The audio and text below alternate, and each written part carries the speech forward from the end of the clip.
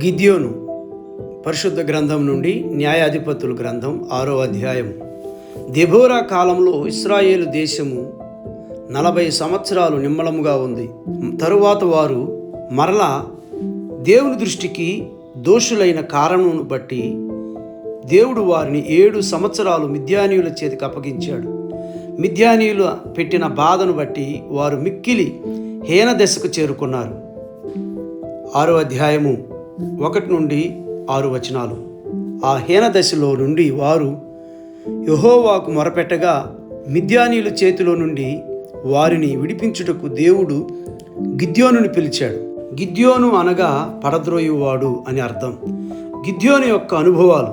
గిద్యోను దేవుని దృష్టిలో పరాక్రమం గల బలాఢ్యుడుగా ఉన్నాడు. న్యాయాధిపతుల గ్రంథం 6వ అధ్యాయం 12వ వచనం. గిద్యోను మిద్యానీయులకు భయపడి గానుగ చాటున గోధుమలను దుళ్ళగొట్టుకొనుచుండగా దేవుడు అతనిని పిలిచాడు. గిద్యోను మనష్షే గోత్రానికి చెందినవాడు మరియు తన కుటుంబంలో అతడు కనిష్ఠుడు. గిద్యోను యొక్క కుటుంబం వారి యొక్క గోత్రంలో ఎన్నిక లేని కుటుంబం. 6వ అధ్యాయం 15వ వచనం.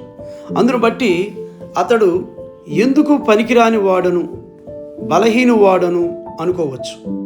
అయితే దేవుడు అతనిని పరాక్రమం గల బలాఢ్యుడా అని సంబోధించాడు. మనుషులు మనలను చూసే విధము వేరు, దేవుడు మనలను చూసే విధానం వేరు. 1 సమూయేలు 16వ అధ్యాయం 7వ వచనం. గిద్యోను బలహీనుడు కావచ్చు, కానీ దేవుని దృష్టిలో అతడు బలాఢ్యుడిగా ఉన్నాడు. గిద్యోనుకు దేవుడు తోడుగా ఉన్నాడు. న్యాయాధిపతుల గ్రంథం 6వ అధ్యాయం 12వ వచనం 16వ వచనం. గిద్యోను వారికి ఎదురైన శ్రమలను బట్టి దేవుడు వారిని విడిచిపెట్టాడు అని అనుకున్నాడు. అందుకే యెహోవా మాకు తోడుగా ఉంటే ఇదంతయు మాకేల సంభవించును అని ప్రశ్నించాడు 6వ అధ్యాయం 13వ వచనంలో. కానీ దేవుడు స్పష్టంగా అతనికి చెప్పాడు, యెహోవా నీకు తోడుగా ఉన్నాడు అని. నీకు తోడుగా ఉన్నాడు అనే పదము గిద్యోను యొక్క వ్యక్తిగత జీవితాన్ని సూచిస్తుంది. చివరిలో గిద్యోను తనను తాను తక్కువగా అంచనా వేసుకున్నాడు, కానీ దేవుడు అతనిని బలాఢ్యుడిగా చూశాడు.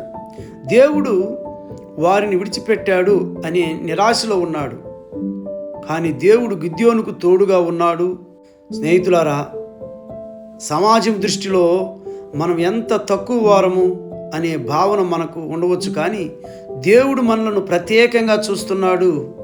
మరియు గిద్యోనుకు తోడుగా ఉన్నవాడు మనకు కూడా తోడుగా ఉంటాడు.